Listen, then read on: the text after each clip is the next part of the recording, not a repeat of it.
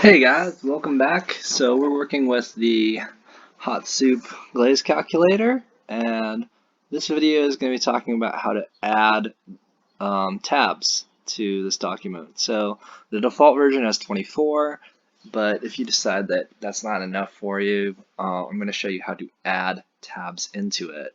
Now, this I tried to make this video once already, and I ran into a couple snags. So you guys are gonna benefit from some of the mistakes I've made along the way. So first thing we're gonna do, and this process can be a little bit complex, so you're just gonna have to bear with me, and we'll have to go through step by step. So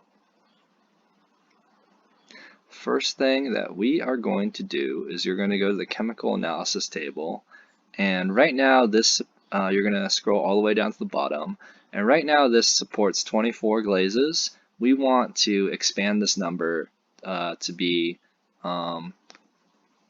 just for kicks. Let's say we want to do 100, and yeah, let's try it out. So right now we've got 24. I think adding 75 more rows to the bottom will do it. So I'm going to enter 75 here, and I'm going to add 75 rows to the bottom of this tab.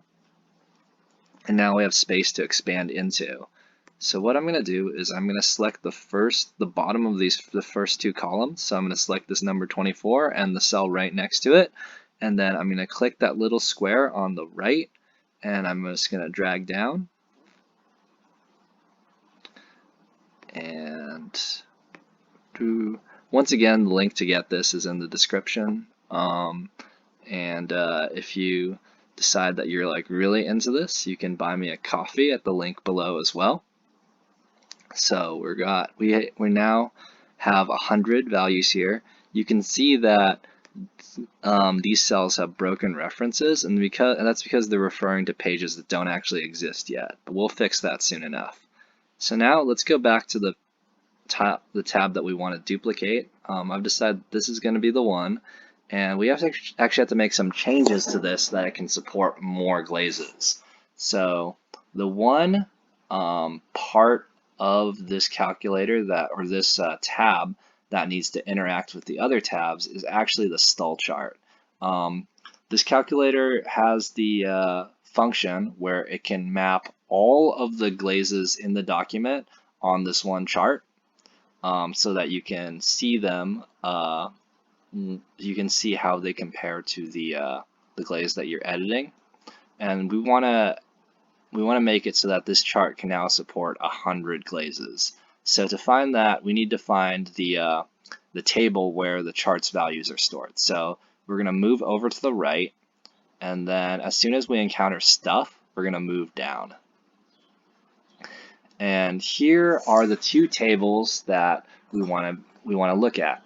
So this table that's called compare data, and this table that's called charting data.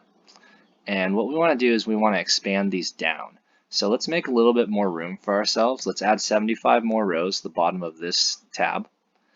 And now let's expand these tables downwards. So what we're going to do is we're going to select the last row of both tables, and you're going to grab that little square and drag down.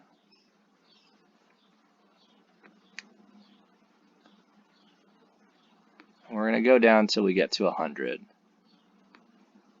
Oh, that's too far. All right, so let's delete the extra ones. And you can spend some time making this look nice, so we can get rid of these extra borders and add in new borders as well. But this is just a little aesthetic addition. It's not going to affect the functionality of the chart.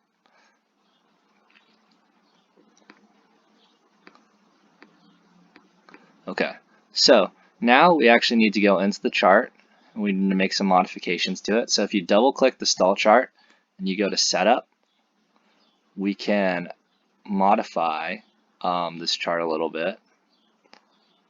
And what we're going to do is we're actually going to adjust these data ranges. So you're actually going to want to delete all of you want to go to data range here under setup.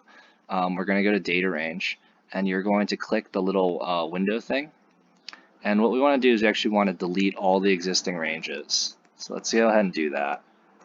And then for that first range, what we're going to do is we're going to select this entire table. Okay? And just hit OK. And then for our x-axis, we want to make sure that, oops, I accidentally deselected the chart. I'm going to select it again. So let's go through each option one by one. You want to make sure use row 64 as headers is on, and use column AG as labels is on as well, I believe. And what we want to do is we want to set our x-axis. Actually, I think this might be correct. So our x-axis should be this column AG. Whoops.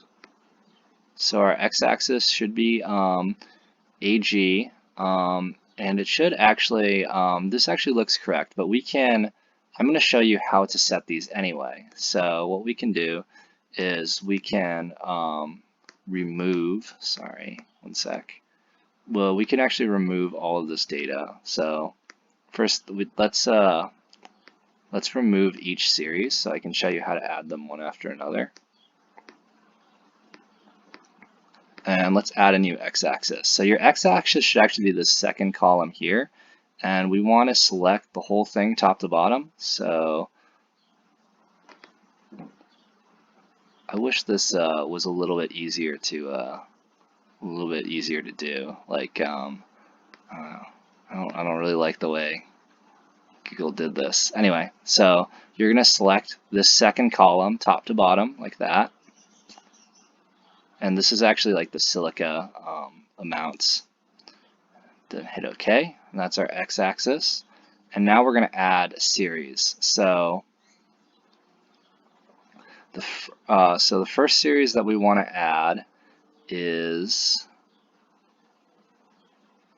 let me think about this, because we want them to be in order. So let me just take a look at another chart that we have. So it goes all, current, and then comparison, I believe. Yes, okay. So we actually want to select our series in order. So you want to go to Add Series, and you want to go All Sheets, and you want to add a series for current, and then you want to add a series for comparison. And we actually also want to add a label. So let's I'm going to update our release so that these this top row is actually filled out, and that'll make it a little bit easier for us to understand. So okay, so our x-axis is going to be silica. That's our second row. Our series, from our series, we're going to start with all sheets, then current, and then comparison, and we're going to add a label to all sheets. So you're going to click on the little three dots to the right, you're going to add label, and then our label is going to be the label series. So that's the series on the left, okay? And that does it. That sets up our chart, and we can actually test this out. Looks like I accidentally moved the chart a little bit, so I'm going to move it back into place. The way it should be is this is the background should fill everything except for the leftmost and bottommost column. I'm going to just add a recipe.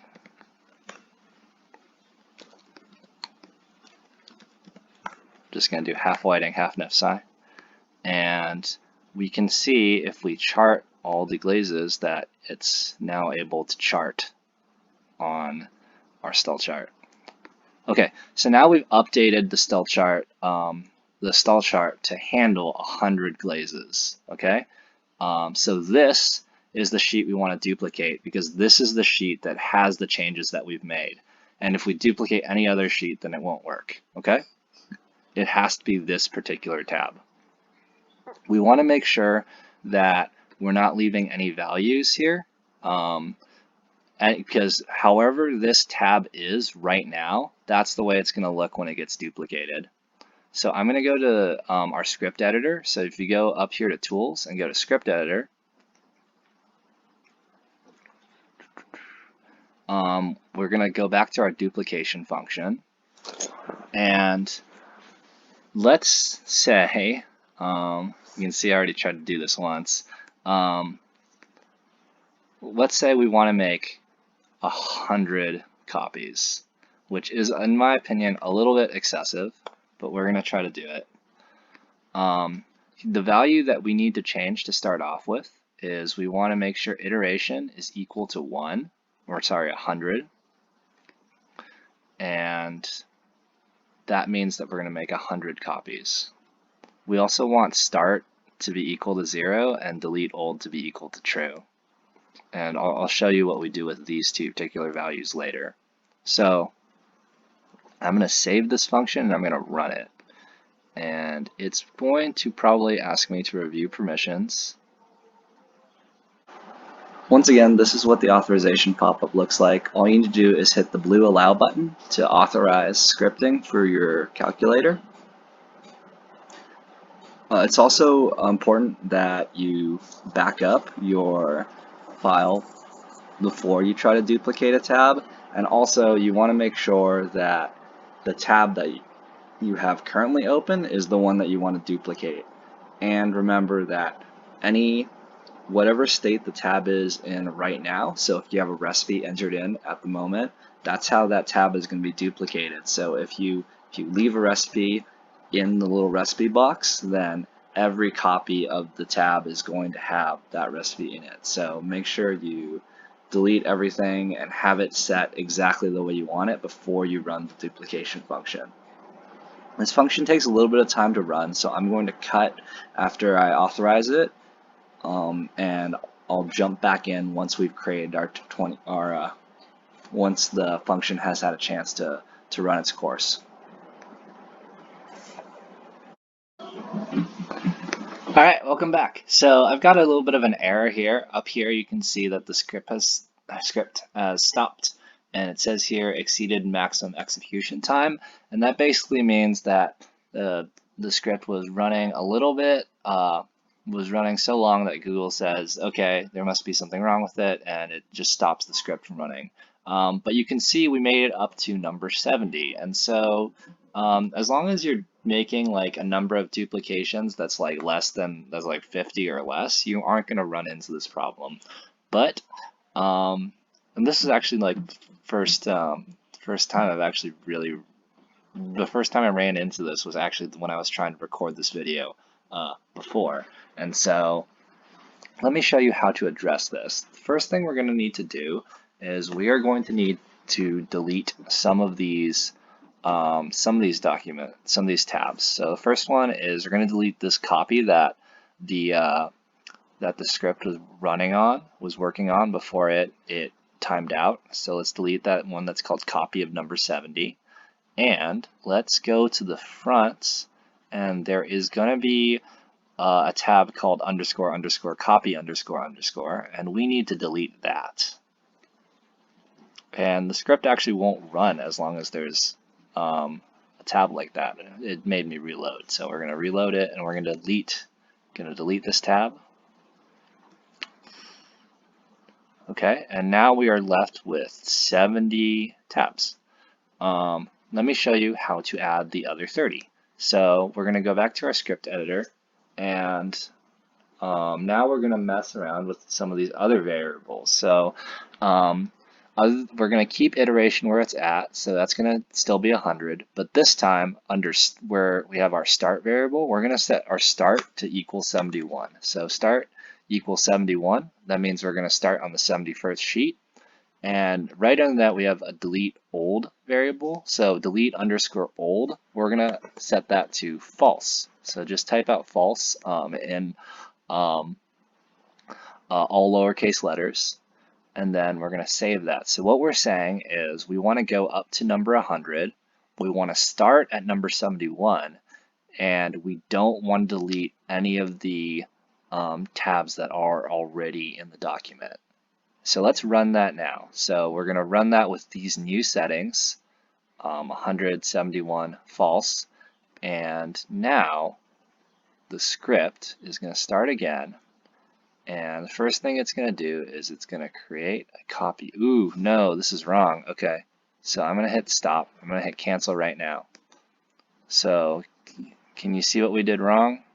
I can see what we did wrong. So I was on this start page when I ran the script, and so it's creating copies of the start page. So I don't want that. So we need to delete this now.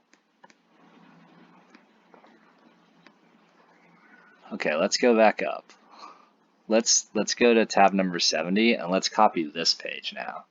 Okay. So I'm gonna hit run. This is where that mass delete function that we looked at in the last video would come in handy. Like if I did create 30 copies of the start page, I could delete them with the mass delete function, and that's covered in the last video. So I'm going to hit play again, and this time it's going to make a copy of the 70th sheet. I'm glad that we ran into this error so I could show you what would happen if I made that mistake, so that hopefully you don't do that when you're making 100 copies of your glaze calculator. So it's going to iterate through number 70 through 71 through 100. And I'm going to cut here, and we're going to come back once that's done. All right, we're back. We've created 100 tabs now. Whew. That was, I think all in all, the process takes about 12 or so minutes. And so it's good to have something else you're doing. Maybe you could watch YouTube videos or something while it's going on. All right, so we've created all these tabs, and now what we're going to need to do is we're going to need to update all of our broken references. So let's go to the cat table, and we're going to go down to this table at the bottom, and we're going to need to update all of these. So I'm just going to select one, and I'm going to drag it up. And then I'm going to select another and drag that down. Okay, and that's going to update all of these references. And let's just see. It should. Ooh, it's it's kind of lagging a little bit. Having this many tabs is it's definitely going to affect performance a little bit. Just be aware of that. But we can see that all these references have now updated, and this tab can now draw data from all of these individual tabs. So now we're going to go over to our summary sheet, or sorry, our start sheet at the beginning. And we are going to need to update all of everything here. So let's first start by adding some columns. We're going to actually need to add 24 of them, or about 70 of them. So let's start by I'm going to highlight all of the columns, or a good chunk of them. And what you're going to need to do is you're going to need to right click, and you're going to need to insert to the columns to the right. And all told, we're going to need about 100 columns. This row up here is based on the named range compare choices back in the chemical analysis table. So actually, let's go back and let's fix that. So we've updated all the references, which is good, but we still need to update our named ranges in this table. So let's do that. So I'm going to go to data, and then I'm going to go to named ranges. And first we're going to update the compare range. Okay, so we're going to update that, I'm going to click that, click edit, and we want to update this to encompass all of these new objects. So I'm going to click on that little window that'll let me edit this range, and I'm going to select from one end to the other, and then I'm going to go all the way down, and I'm going to select down at the bottom, and I'm going to save that. So we've updated this range, and when I click on it again, I can see that range now, and it's now encompassing this entire table. And now we're going to update our compare choices range. So we're going to hit edit. I'm going to select the first one at the top, hold shift, and select the one at the bottom, and that will select that entire range. Okay, so now we've updated the compare choices range. Let's roll back to the beginning. And we can see now that actually that by updating that named range, compared choices, we also update this top row. Let's see how far this goes. So that actually does go up to 100 now that we've added all the columns. Now what we need to do is we need to update, first let's update, oh wow, okay, so these references all sort of fix themselves, but if you found that all these references also broke and that you had the that sort of hashtag ref warning, you could update these by selecting them. So you would have to select from the top, and you don't want to select the number, you want to select one below, and then hold shift and select the row at the bottom, and then you're going to drag right, and you're also going to want to drag left to update those references. But now what we're going to do is we're going to want to create new references for the rest of these 100 glazes. So I'm going to, starting at the top, I'm going to go down to the bottom, select that, and then I'm going to drag right.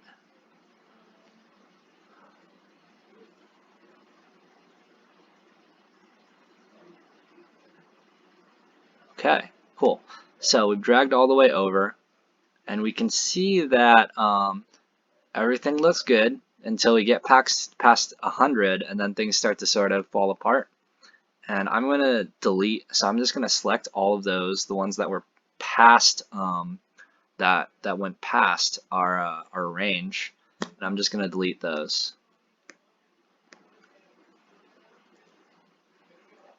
Okay, so now although that works, all of the individual tabs are going to be able to talk to each other. We're almost done. There's just a little bit more. There's just a bit more to do, but we're almost there.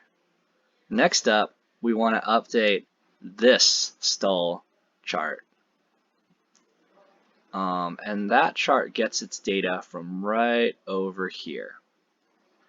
So what we're going to need to do is we're going to need to start by updating this object, and then we are going to drag these guys downward. So let's take a look at what this object is. So this is a transposition of, let's see.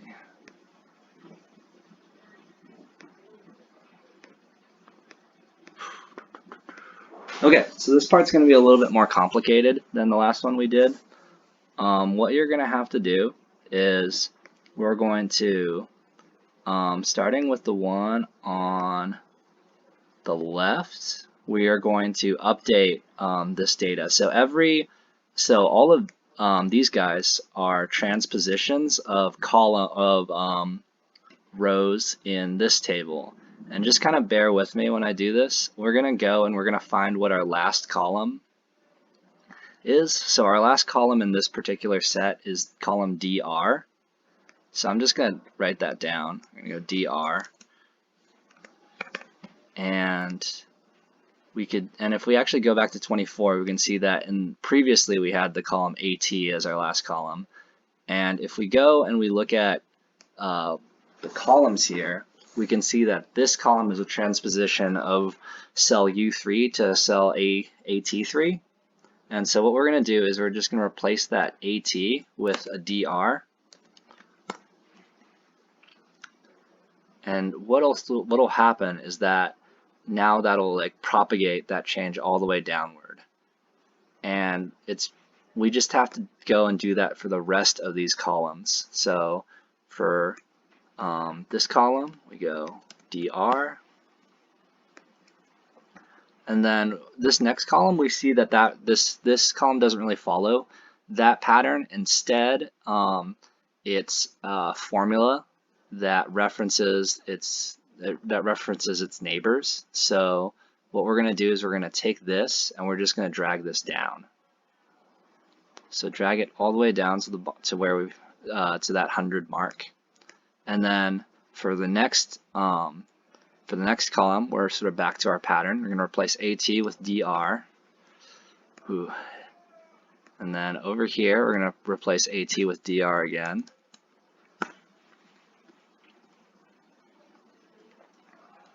I wonder if anyone's actually made it to this point. Like, this is starting to get crazy. Anyway, okay, so now this is all set. Now we just need to update our chart. So I'm going to double click our stall chart, and we're going to go to Setup. We're going to do the same thing as last time. We are going to update this series. So in this case, the series that we want is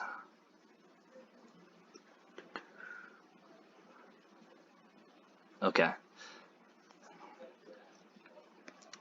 In this case, what we want is this area of the chart. So we want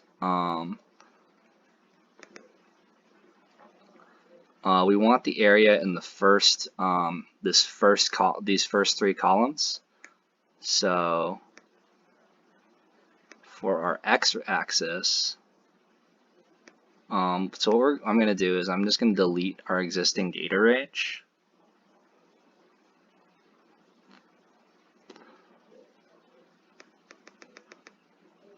And I'm going to create a new data range. I'm going to select from that first number 1.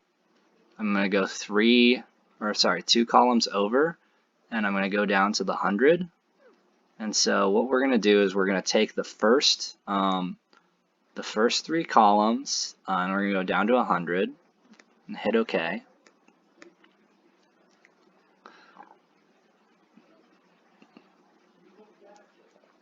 And then for our x-axis, we want that to be the P32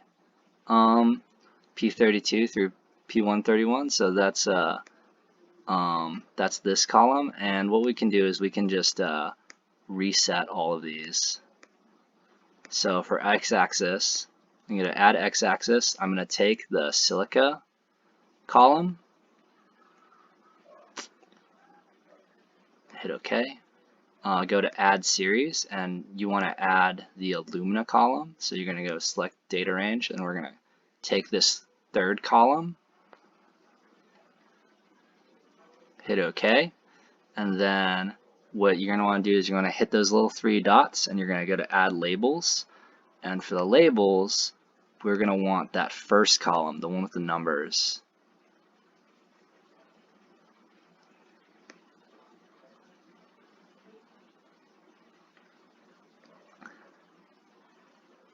And that should set up our chart. We can go ahead and test this. I can go ahead and input our first glaze.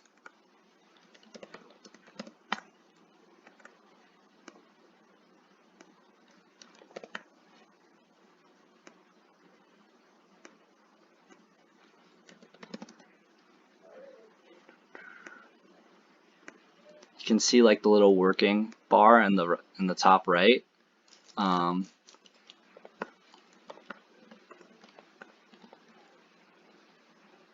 and we can see that like the document is sort of trying to keep up with us.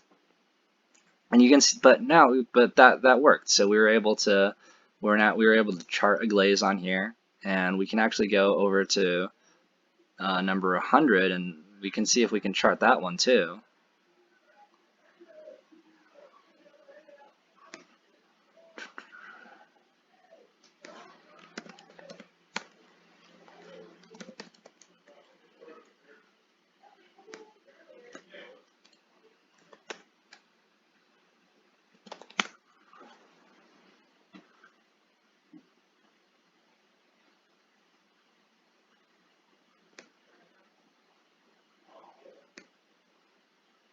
There we go, there's number 100. So we're able to chart both the glazes here.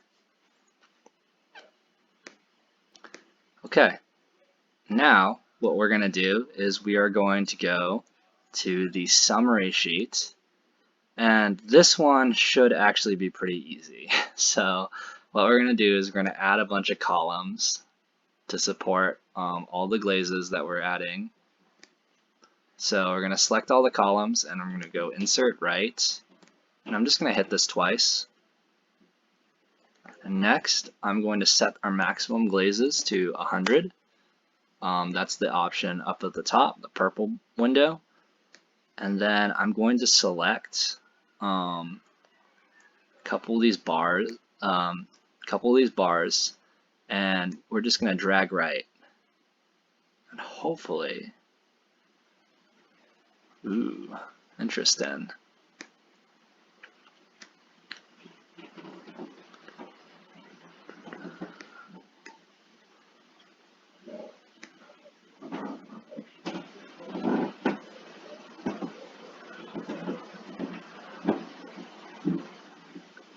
Oh, okay. I know what the problem is. This is actually good. This is good that we're running into problems. All right. So there is a named range that we forgot to update. So we're going to go to our named ranges, and this glazes all range that needs to be updated. So let's look at the range first. You see it starts here in the top left corner where it says label, and it goes down all the way down to like the bottom of this table, and it goes to the end of our 24th glaze. So let's edit this range. I'm gonna hit that little window that allows me to select a new range, and I'm gonna start at the top with label.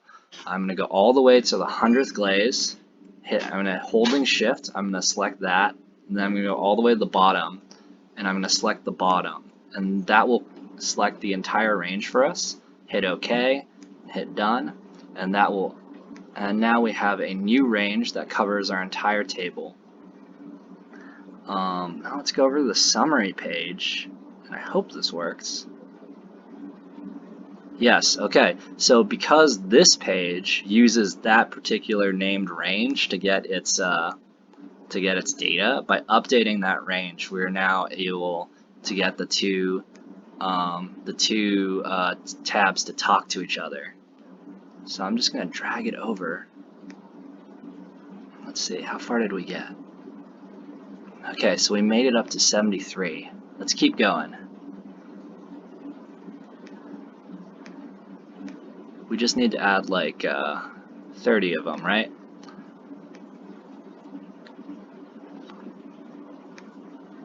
Okay. Make sure that you're selecting two, or at least one complete column. Then we can just drag over.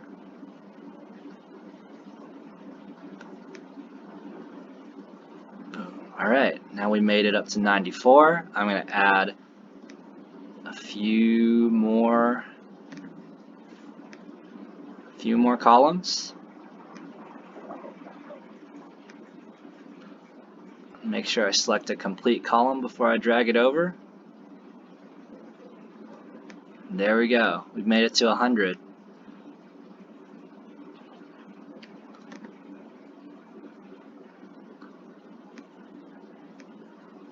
Okay. Alright, so we made it to 100, and you can actually see that that 100th tab is actually appearing here, that glaze that we wrote down. Let me show you how to fix this sort of broken edge here. If you ever run into something like that, what you can do is you can select a complete column, you can hit copy, and then go over to the, we can go over the corner of this sort of incomplete one, and we can right click and go to paste special and go to, and you want to hit paste format only. Oh, that didn't quite work.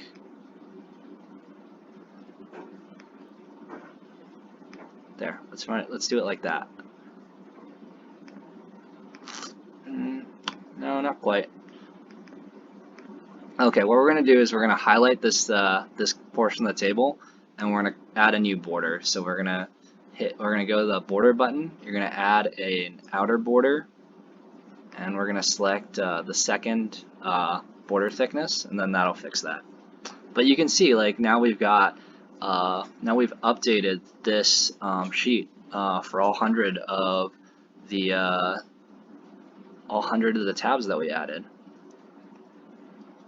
And oh, we are so close to being done. Okay, so all right, last thing we need to do is we need to go back into our spreadsheet tools. Okay, we're gonna need to go back into our script editor. And so you would just go from from the tools menu to the script editor, and we need to hopefully make one change that will handle this addition. So on the left, we have all the functions, and we've used 2 of them. The rest of these functions are the functions that handle the glaze journal. So these are this is the behind-the-scenes programming that allows the calculator to export data to our Google Doc. So what we need to do is we need to go to the root function. It's called root function.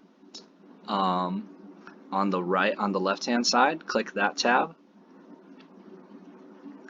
and